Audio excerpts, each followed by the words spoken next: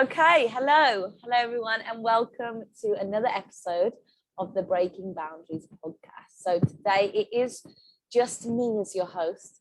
Unfortunately, Lars is really ill, but she's looking after herself. You know, she's on the road to recovery, and we have an incredible guest today.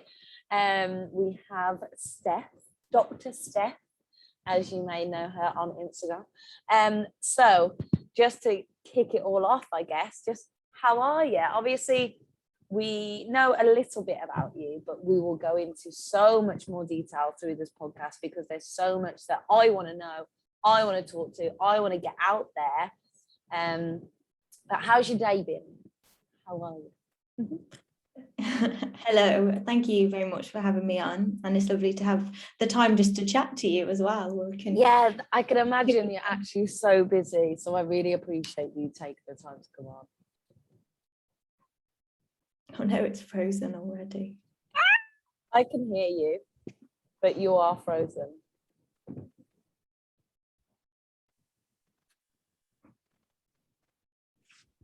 Can you hear me? It froze already. I could hear you, but you couldn't hear me. Oh, it says my internet is unstable. Good, excellent. Okay, well, let's see how we go. Yeah, let's see how we go. I'm sure we can work at it. It's all good. Nothing is ever simple, is it? Anyway, yeah, great to speak to you. My day's been good, thank you. I'm on an academic day today, so I've done a bit of that this morning. Dragged my ass to the gym for some training and some posing, and now I'm back, and then we'll go for a walk a little bit later. So quite a leisurely day, actually. Lovely. Yeah, that is so lovely. And it's actually one of the things I wanted to talk about was I thought that you were not going to a gym at the minute. I thought you were actually training at home. So is that now changed? Have you now gone back to a gym? So yeah, so right from the start of the first lockdown, I trained at home, and myself and Will lived in Hull. That's where I was working. At the start of August, we moved over to Leeds, and I felt like I could take the step then to go back to the gym. Yeah. So I guess I'm doing it. Well, it's quite a big hybrid at the moment, actually, because we've got our gym set up at home. Yeah. But I'm also a member of a gym in Leeds and a gym in Scarborough, because Scarborough is where I work.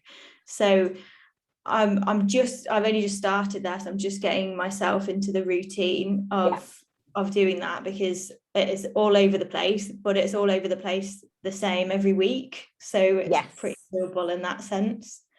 Yeah, so do you actually end up changing your training week in, week out? So depending on whether you're on night shifts and things, like, is that something that you have to do, or do you kind of just train regardless? So timings wise, I have to change. I don't have a set time when I can train. Yeah. My new job now, I don't do set night shifts, so I can explain that as well, but there's only been a very recent change. So my training split always stays the same, and I just move around when I do it, basically. Okay. So say even if you've had like the longest day, you know that you are still going to train that day. Yeah, so I have either 5 or 6 training sessions a week, depending on which split I'm on. Yeah. And then I'll sort of look at my week ahead of time. I don't train a certain thing on a certain day, but I have a set order that I do the sessions in. Yeah. So on long days, if I'm doing a 13-hour shift, a day shift, I won't do any weights on those, because I'm out the house all that time. I need to sleep at some point. But I can make it so that that's a rest day. That's fine. That's just how we make it work. On night shifts, they're the same length, so they're 13 hours as well. But I actually find night shifts easier in terms of a routine. So I get up about 4 o'clock in the afternoon, and then I go and train. and then I have a shower, and then I go to work, so that when I finish work, I come home, go straight to bed. I'm in bed for about 10:30, and then up again at 4. And that works really well, because doing a night shift, you're going to run out of energy. There's no way you can do a whole night shift and feel and then fresh. train after. No. I've tried it. I did it that way around. I've been doing nights for a good few years now, and that didn't work for me. It works for some people. Some people can go for a run after night shifts, but I'd run into lampposts and all sorts. Be running in the first place. But yeah, so obviously you have just competed. You competed, was it last weekend or the weekend before? The weekend just gone. Yeah, at UKDFBA. Yes. The stage shots are in. I had a little scroll just, and they look absolutely incredible. So do you want to talk to us a little bit about that, about just the day itself, and then obviously we'll dive straight into how you deal with prep whilst also having such a demanding job. Yeah, so it's the first time that I competed with UKDFBA. Yeah. It was a really, really well-run show. I've been looking forward to it. In my mind, I see UKDFBA as quite sort of prestigious. Yeah, I think that's because they're so set in their rules. For example, they only want the figure girls to do the quarter turns, just standard quarter turns, and they're very strict in terms of feet together, which I haven't been used to before. I'm used to having a little bit of leeway. So it forced me to sort of try and nail my quarter turns, which I really appreciated, actually. It's a good opportunity. So I think I did put quite a bit of pressure on myself for it, in that I wanted to look like a bodybuilder, I guess. I think I respect their opinion of me, and I would hate to stand up there and for them to think, why is she in a figure class? And especially after training at home for so long, I was very worried that I was going to get on stage and actually look worse than I did in 2019. And I knew that I needed more muscle from 2019. So that was a real worry of mine. But anyway, the stage shots are in, and I don't think that's the case. That's definitely not the case. Yeah, so I'm thrilled with that. The day was really, really well run. Yeah. It was great to be able to chill and watch some of the other competitors as well. The standard of natural athlete was just really great. I think there's something about going to a natural show. The energy is so different, right? Yeah, it's electric. Yeah, it was great, and it was the first show that I've been to this year as well. So it was just really nice to sort of get back to a bit of normality, and UKDFBA do a really good job of making everyone feel like they sort of know who they are, and that they're valued as an athlete with them, which is really nice. When Lee sort of introduces people, he's like, I've followed them on Instagram, and I just think that's such a nice touch. You're not just a number. So yeah, it was good. It was really, really good, and I enjoyed my stage time.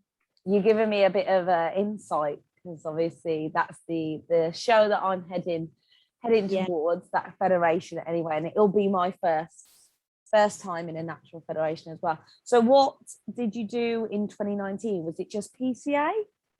So I did BNBF and PTA. Did I do any of those? I can't remember. Did you do NFM? No, I'm going to this year. Are you? Well, that's so what are the plans going forward with this year? So next show is going to be NPA on the 11th. Lovely. Because that again is just looks like a great natural fed, and you get a bit more freedom with the posing, get to do a routine, which I love doing a routine. I'm not a dancer in any way, shape or form, but I love doing it. It's so nice to be able to show off your figure how you see fit as well, to be able to sort of pick out the poses that work for you. It's all part of the fun, I think. So quite a contrast really to UKDFBA. So that would be good. I think you do have to have like a bit of a serious comp, a bit of a fun comp, just to like it is, there's a love for it, isn't it? So you do have to have a bit of both. So are you going to be doing any finals? So I've already booked my place for the UKDFBA finals, so I'll be going there. Yeah. That was always the goal. I really wanted an invite to finals. So I'm looking forward to that very much so. MPA finals are the week before, I think. So Okay. again, I'm really hoping for an invite to those. So we'll see how that goes. If I get invited, I'll go. If I don't, then I won't. And so is that it then for you? Is it just MPA, UKDFBA, leaving it there? No, and I'm going to do NFM UK. Yes. The end of October, 24th of October. I've wanted to compete with them for a couple of years now, so I'm really looking forward to that. That again looks like a really good, fun federation, but also they really value their athletes from what I can see as well, and I think that's really important to me when I do a show. Yeah. Where is that one?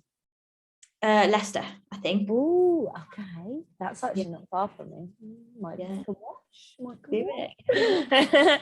No, that all sounds amazing, Steph. I'm really, really excited for the rest of your season. I think you obviously touched on the fact that 2019 you wanted to develop from there, right? And actually something I wanted to discuss with you was something for me that I've really took from last season to this season was really prioritizing my rest and recovery and making sure that I'm getting enough sleep and this and that. And obviously with your job, like that's not necessarily always possible. So do you think that that's not held you back, but do you think that's a big factor that could potentially change or hinder your progress going forwards with competing?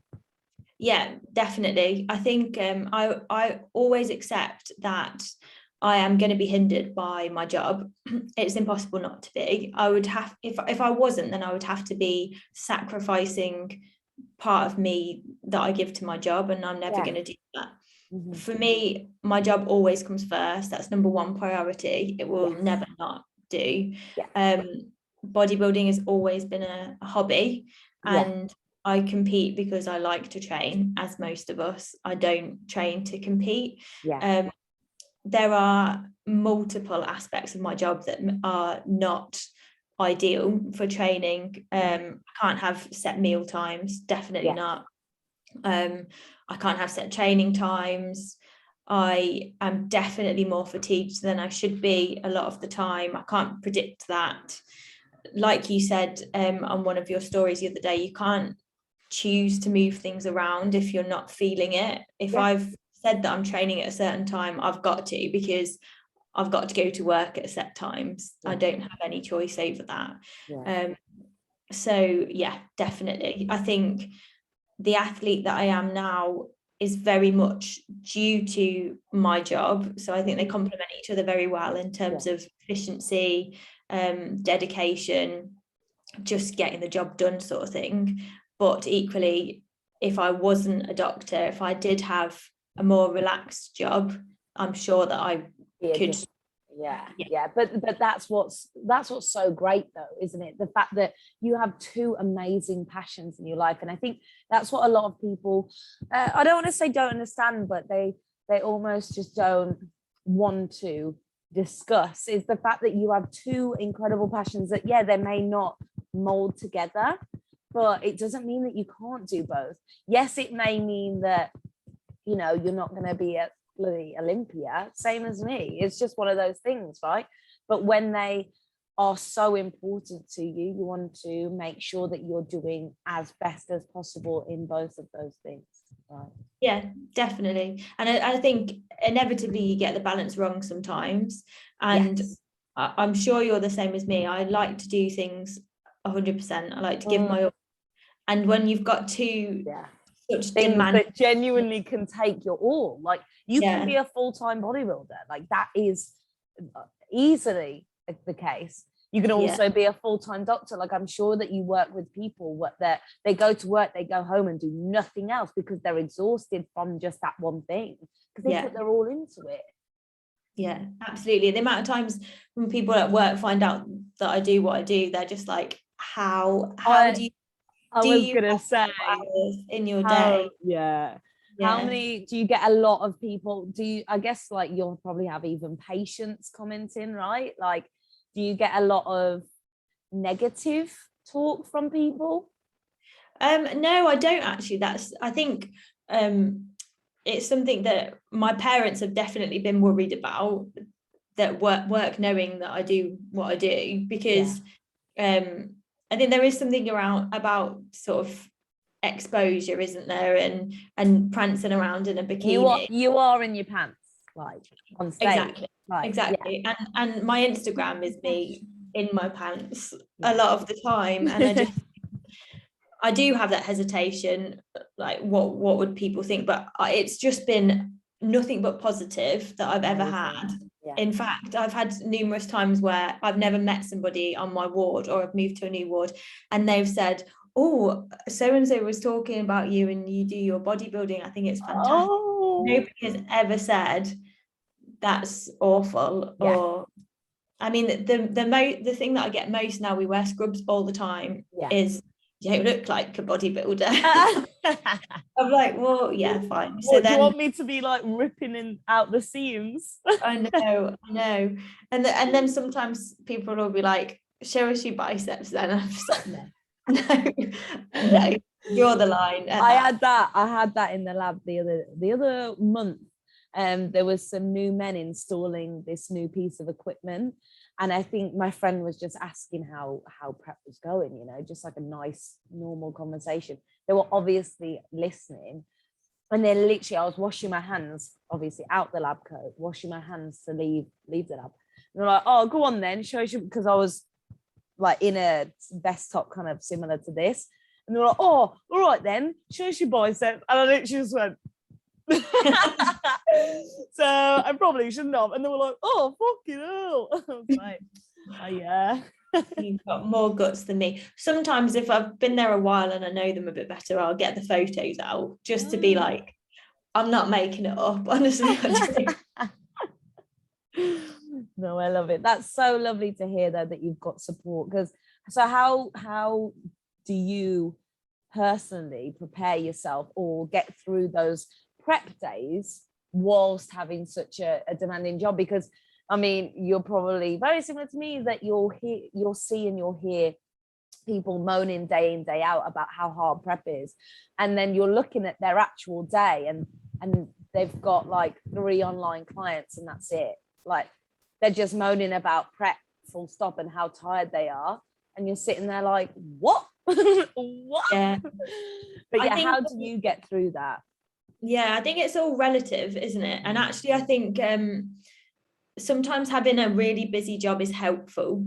And I'm sure you get that as well, in terms of like distraction from if I'm so my week at the moment is split. I've just started a new job in August, and I'm now, I don't know how much you know about the progression of a doctor in terms of, go into it slightly, just for people listening, they'll want to know. Sure. So I'll go right back to the start, and I'll be really quick. I did 7 years in total at uni, because I did a 3-year biochemistry degree and then 4 years of medicine, and then qualified. Once you qualify, you do your foundation years. So there's 2 years in which you do 3 rotations per year, and so 3 different jobs per year. And then after that is when you choose to sort of half specialize. You choose whether you want to be a surgeon, you want to be a medic, a few specific specialties you can go in from then, like pediatrics, obs and gynae, that sort of thing. So I chose to do an acute medicine type training pathway, where I did some A&E, I did some acute medicine, ended up doing a whole year on ICU because of COVID.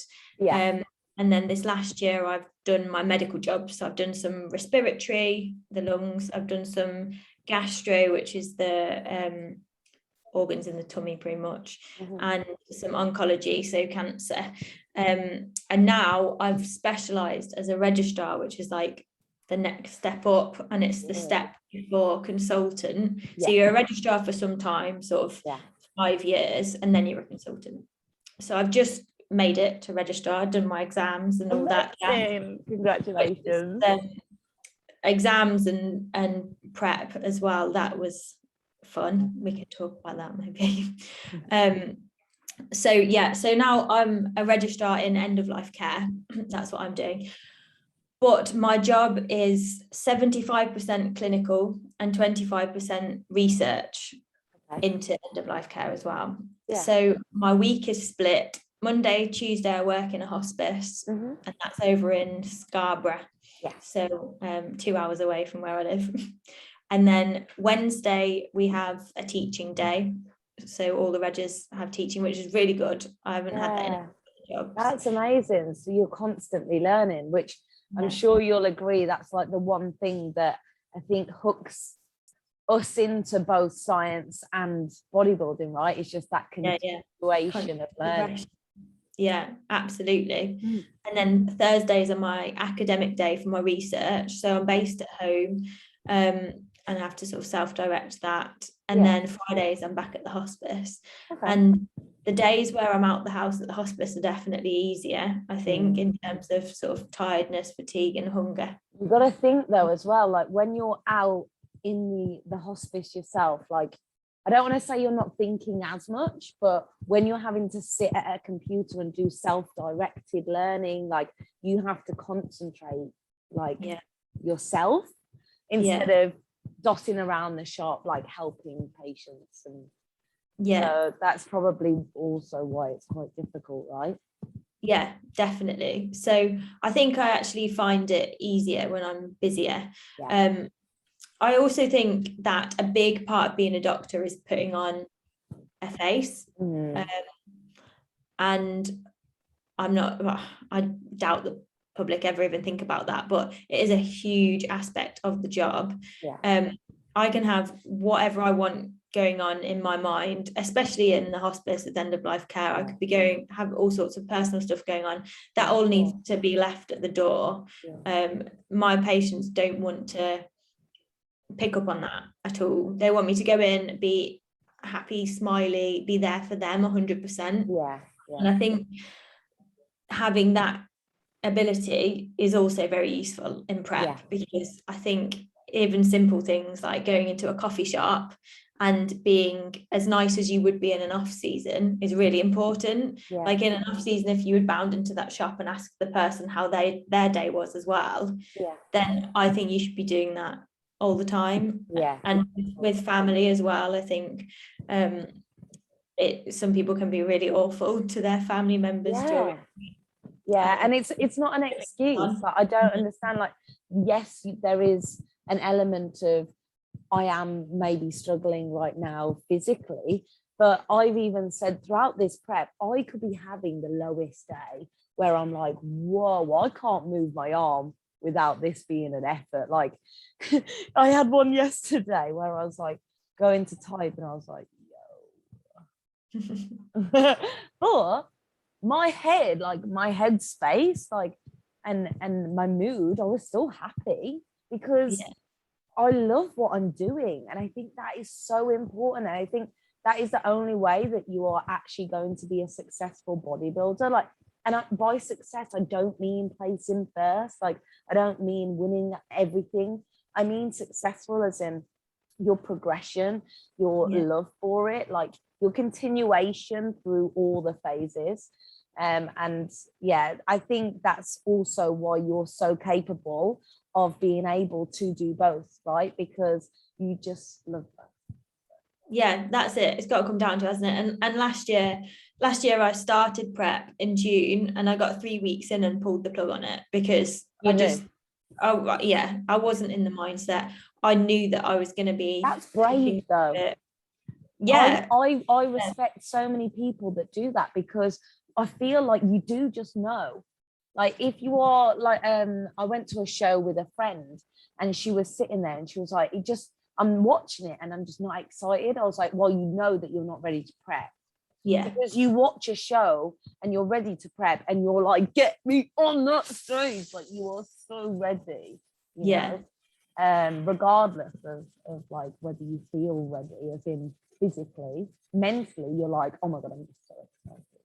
Yeah, definitely. You've got to be all in for yourself at least, because if you're not, then it's just going to be awful. Well, so obviously you touched on your story through medical school, etc., and how you got to where you are now, which is honestly incredible. Like I know I tell you quite often, but it is so amazing what you do, like for yourself, for everyone around you. But what got you into competing? Like, where did that slot in? Have you always been like an active person, or?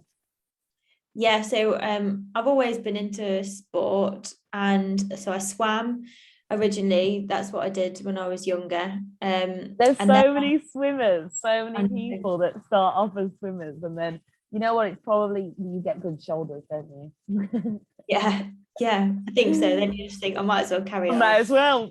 Yeah. And then I actually trampolined. So I did that I've never really been any good at anything. I was good at swimming when I was little, but in terms of like sport, I'll do it. But I sort of always seem to hit a wall with it. But I'm happy doing it. I don't really care. If I'm happy doing it, that's fine. And trampolining, I used to coach as well and judge, and I used to judge like the elite of trampolining. So I couldn't do any of it, but I could judge. The thing is, that's probably why you love the routine aspect of things as well, like as in like the coaching routine, because you have to choreograph trampolining, right? Yeah, and you have to remember it, and it's a bit of a show. So that was good. I did that, and I did that through uni as well, through my first degree. I played something called korfball as well at uni, quite competitively, which no one's ever heard of, but you can Google it. It's like a cross between netball and basketball, and boys and girls play together, which may have been why I joined uni. So that was fun. And then when I moved to my medicine degree, I didn't do any of that then, and I joined a gym. Originally I joined the gym to lose weight. I wasn't like really unhappy with how I was, but I definitely wanted to be slimmer. So I used to do just like 10 body weight squats, 10 sit-ups, and 10 minutes on the treadmill, you know, as we all start. And then I joined a pure gym, and the people there were just really lovely, and I enjoyed the social aspect of it. And then I was going with one of my best friends at the time, and we started going to classes. And one of the PTs who was there had done a bikini competition, and it was something I'd sort of seen in the back of my mind on Instagram, and thought maybe I could do that, maybe I could give it a go. I think I've always had the sort of confidence to go and do that sort of thing. I've not really been scared of standing on a stage in a bikini wouldn't really scare me. You know what, I love that, because that's quite the opposite to a lot of people. I mean, it is daunting, isn't it? And I was really nervous on Sunday, really, really nervous. My legs were like jelly, and you will be. I was gonna say, I want to be like, no, you shouldn't be nervous, but I know I'm gonna be exactly the same. You have to fake it till you make it. That's the only thing you can do. You do all that practicing of your posing, and the flow's lovely in front of the mirror, and even not in front of the mirror, and then you get out there and it just feels like you're in this big open space, doesn't it? And nothing works, but oh well. So anyway, I decided I would give it a go, and where I was at the time had a little local show, and it was like at a working men's club, and there was about 50 people there. I wore an ASOS bikini. Oh my god! And some like beach heels. I entered bikini and figure, and I've got pictures. It's really funny, but I loved it. I dieted myself for 6 weeks prior to the competition, in which I just ate no carbs for 6 weeks. And like I tracked my veg, and it was like 18 grams of carbs. I don't know how I did it. I wouldn't do that. I able to do that now. But I mean, I dropped a fair amount of weight, as you can imagine, in the 6 weeks, and I loved it. Went from there. So once I'd done that, I then how long ago was that? That was 2016. So that was in my 5 years ago. So then I qualified as a doctor, and I moved to Mansfield, which was where I did my first job. Mm-hmm. And the gym that I went to there had my coach at the time, who turned out to be my coach at the time. And I'd seen a girl at the gym training, and he was prepping her for UKBF. It's called. It's bad now. I can't even remember the name of it. And so I decided to approach him and ask him to prep me properly for the competition, and that was it. Then I went all in. So I did bikini to start with, for my first couple of years, and then 2019 was when I decided to move to figure. And now you're coached by your husband. Yes. Right. And how is that? Oh, fiance, not married yet. I'm jumping ahead of the gun. I always see you together, like, as in I'm just like, well, yeah, they are married. Let's be honest. We're pretty much married. We've just got the very expensive day in June. Oh my God, that's gonna come round so fast. I know, I'm really excited. Yeah, so what is that like? What's it like being coached by your husband? Is it do you keep it separate? Do you only communicate by WhatsApp when it's coaching, or no? Not at all. It's not separate in any way, shape or form, and I imagine I do is absolutely nothing, but I feel so lucky to have what we have. And I just think I can't sing his praises enough. I don't Is know. He listening? He will be listening. It just works. It just works. It could have gone horribly wrong, and if it did, that'd be fine. He would have no issue with me getting a coach outside of it. But it works because ultimately I'm difficult to prep in terms of your life is like very difficult to it's not a copy paste like most coaches. No, he can't just give me a plan and say get on with it. We have to sit down and we have to have discussions, and we have to do that on a regular basis as well, like daily, weekly. I've got this coming up, what's best to do with this? And he's sort of taught me a lot as well over the three years he's been coaching me now. So I can do some of it autonomously, which works as well. Like I can sort of say, do you think this is a good idea?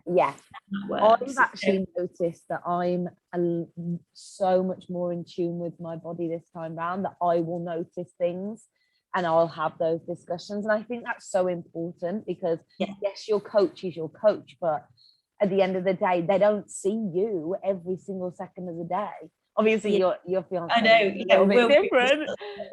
But speaking to anyone that may potentially be listening, like at the end of the day, you do know you need to learn your own body. You need to understand what maybe does or doesn't work, and then you need to be able to have that open communication with a coach, which I guess is why it does work so well when you've got such a healthy relationship.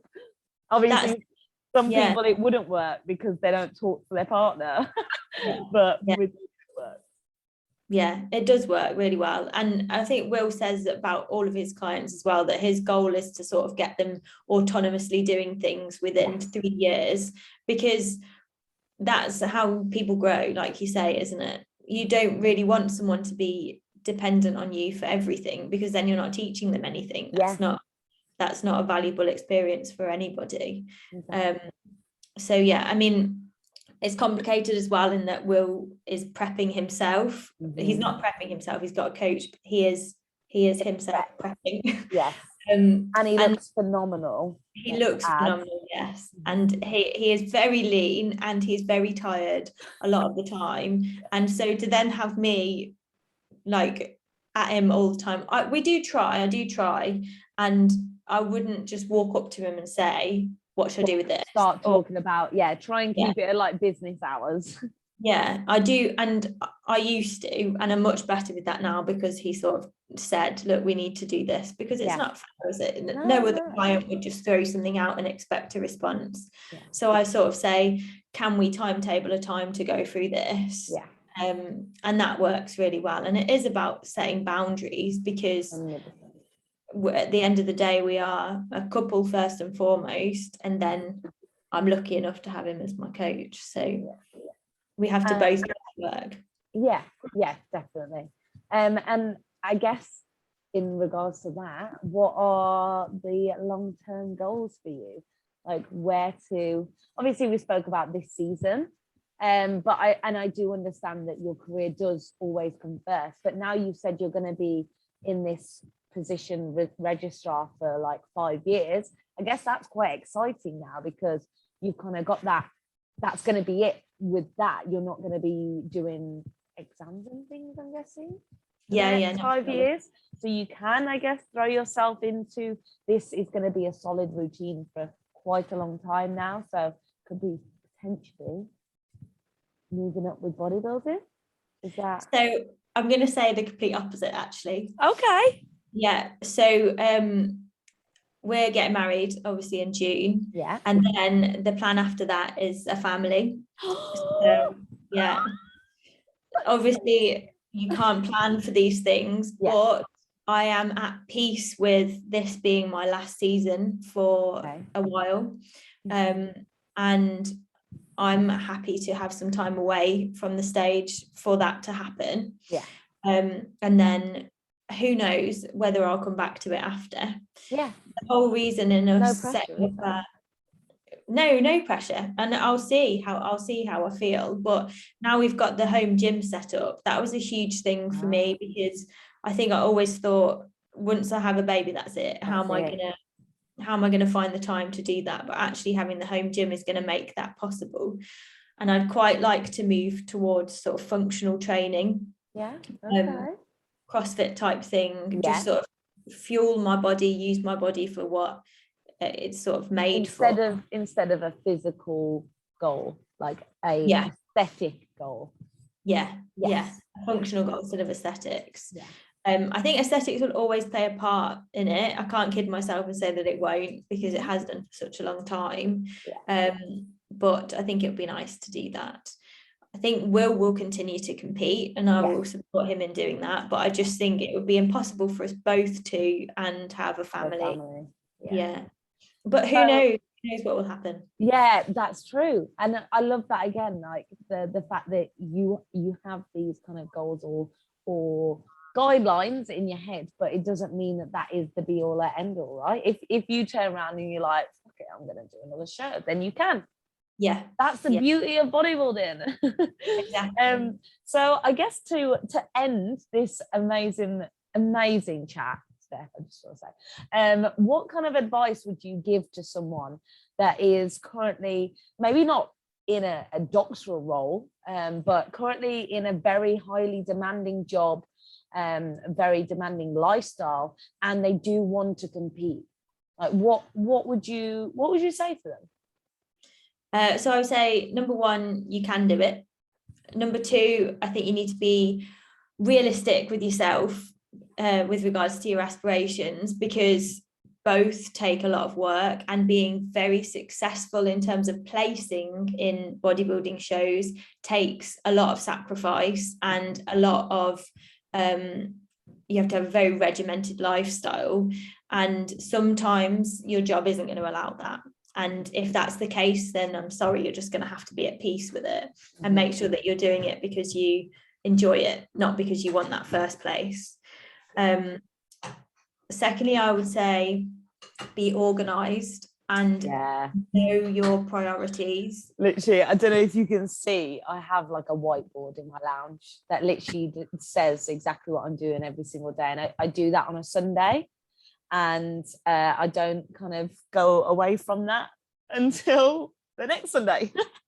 I really want to show you I don't know if I can, I think it will make it a mess, but can I try and yeah. Show you this. Can you see? Oh my God, yes. Love it. Is our big wall and Stanley the skeleton. Hey Stan. Yeah. So let me just put that back. So yeah, agreed. So you have to be organized and know your priorities. You can't do everything. It's impossible to do everything. So you need to have your priorities set for the day, for the week. Google Calendar is an absolute godsend, and I couldn't live without it. Definitely. And then What else was I going to say? I had another point. We got excited about the chalkboard. I did. Organised, be realistic. Probably just throw yourself at it, right? Like you said, like Yeah. you genuinely put in 100%, like not 100, but 100% of what you physically can do. Yeah. Like don't just attack it. Exactly. You've just got, if you want to do it, just do it, and make sure that it's going to be probably a bit more difficult than someone that doesn't have that job, but it is your choice, right? Exactly. Use that to fuel you instead of hinder you. Absolutely. Also, if anybody ever wants to have a chat through things, then I'm sure both of us are happy to talk through that side of things as well, because I haven't always got it right. In fact, a lot of the time I get it wrong. Oh God, yeah. But I think I'm in a good place now. I've remembered the third thing of what I was going to say, which is that you won't always get it right. There are often times where I give more of myself to bodybuilding in 1 week or month maybe, and that leaves me feel like I'm doing a rubbish job at work. And I recognize that. I say, okay, but this time you needed to do that. You're not doing a rubbish job at work. Let's get back on track, do what you need to do. And that might be that I just need to step away from the bodybuilding side of things just a little bit, even if that's just away from Instagram, or obviously non-negotiables, like I can't just stop training. That wouldn't make me happy, but there are things that I can step away from. Equally, if I feel like it's gone the other way and I'm at work too much, then I need to step away from that. And that comes with time and experience, and you know how much of each you're happy doing, and there will be a minimum where you are not happy going below, and knowing that is key. So where can people find you, Steph? So Instagram is probably the best place. Yeah. Which is, I've got to remember what my handle is now. Do you want me to get it up real quick? It's Dr. Steph _ scrubs versus shreds, which pretty much describes my life. No, it's been amazing. Thank you so much for, like I said, taking the time. Just talk about like your experiences, and I think a lot of people are going to take so much away from this and realize they can do both, and you're such an inspiration to so many people. So I do really appreciate you coming on, and I'm really excited to see not just the rest of your season but the rest of your life, man. Like we've got so many exciting things to come, and I can't wait to see it all. Yay, and I'm so excited to see you up on stage as well. You're looking sick. Oh, thanks, mate. I'm feeling good. I think 24 days. Yes, so exciting. It's gonna be great. But I'll let you go enjoy your evening, because I know that you're probably super busy. So again, thank you so much, and I'll speak to you soon. Okay, see you soon. Bye.